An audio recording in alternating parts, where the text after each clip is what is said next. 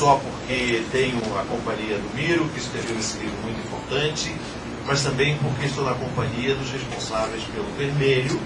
Eu já tive a possibilidade de dizer isso várias vezes, considero o Vermelho o melhor site de partido político no Brasil. Também quero saudar o meu colega, o Azenha, quero saudar o Rodrigo Viana. Nós fazemos parte de uma Armata Branca Leone cada vez mais numerosa e cada vez mais unida. Eu disse para o Azenha hoje que nós vamos viver um problema de identidade. A certa altura não saberemos mais identificar exatamente quem é o Rodrigo, quem é o Rodrigo e quem é o Azenha, porque nós trocamos informações e um copia o outro, um rouba post do outro com a maior disfarçatez, não pagamos direitos autorais, evidentemente, e eu me atrasei 5 minutos porque o Azenha me passou a informação primorosa, que uma juíza catou um pedido do Ministério Público e fez o sequestro de bens do Robson Marinho e mais 12 pessoas e empresas envolvidas no caso Alstom. Modestamente, no meu blog, entre outras expressões que tive a felicidade de criar, criei essa também, que é Bye Bye Serra 2010.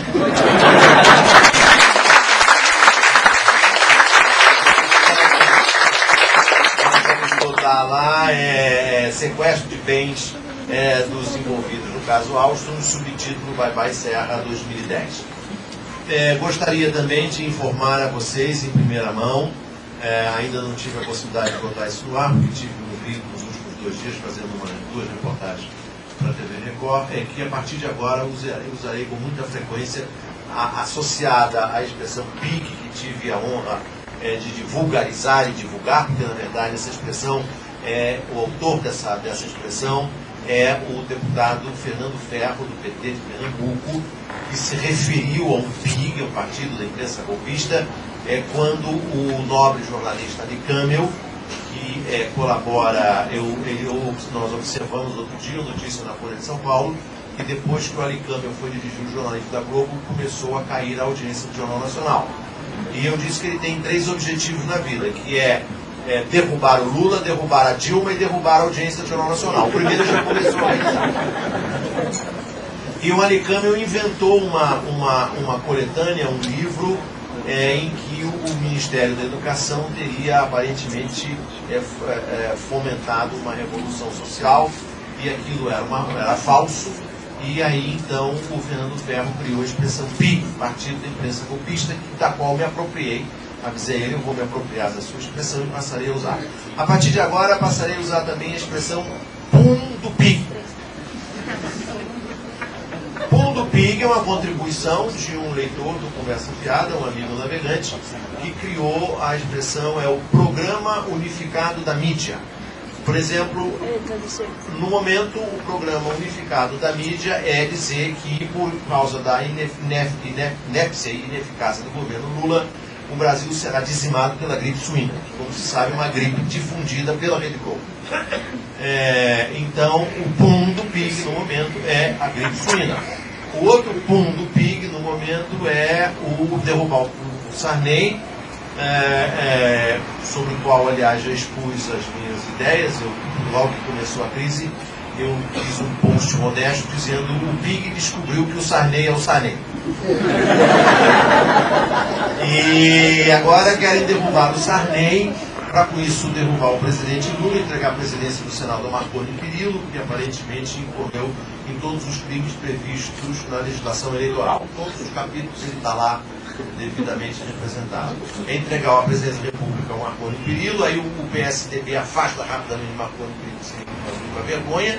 O Michel Temer não assume, porque ele vai se candidatar a presidente da Câmara de novo, então teremos por 48 minutos a presidência do ministro Gilmar Mendes, presidente do STF, que em 48 minutos destruirá o que existe de instituições democráticas no país. Então, eu, a partir de agora, vou também, com frequência, me referir a essa expressão, o PUM do PIG.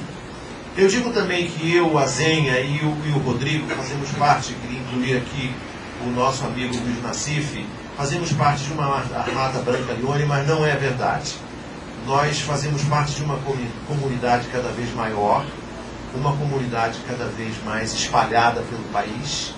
Eu, durante muito tempo, eu lamentei e critiquei que era um erro histórico do presidente Lula não ter assumido desde o início uma postura agressiva para criar alternativas ao PIB.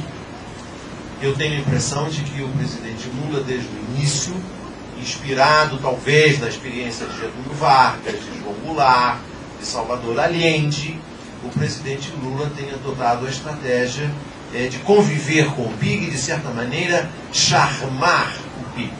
Envolver o PIG com o seu charme, com o seu carisma, com a sua popularidade e conviver com o PIG. E, a certa altura, eu tenho a impressão também de que ele se deu conta de que, com a popularidade dele, ele seria capaz de sobreviver ao PIG e demonstrar que o PIG era irrelevante. Eu considero que isso é um erro estratégico, um erro político gravíssimo. Primeiro, porque o PIG ainda tem o poder de gerar crises políticas. Isso não é uma ideia minha, é uma ideia do professor Vanderlei Guilherme dos Santos, um cientista político do Rio de Janeiro que eu respeito muito. O Vanderlei disse que o PIG hoje tem ainda o poder de gerar crise política. A professora Marilena Chauí também defende uma ideia similar. Ela diz que o PIG determina a agenda política. Determina a agenda política porque existe um intercâmbio, uma simbiose entre o PIG e o Congresso, sobretudo entre o PIG e o Senado. O Senado repercute o PIG repercute o Senado, um alimenta o outro, e hoje num post eu disse que um se viciou no outro.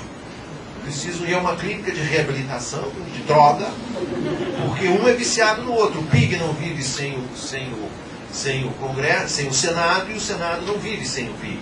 Nenhum lugar do mundo é assim, não acontece em todo lugar do mundo que a imprensa cobre o Senado, a imprensa cobre o Parlamento, a CRI não.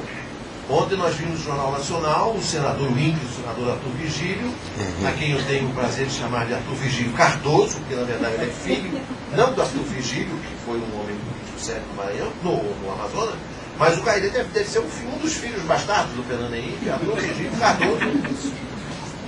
E também agora eu acho que eu vou chamá-lo também de caso de sequestro. Arthur, caso de sequestro, caso de psiquiatra Cardoso, que foi a maneira pela qual o Renan Calheiros chamou.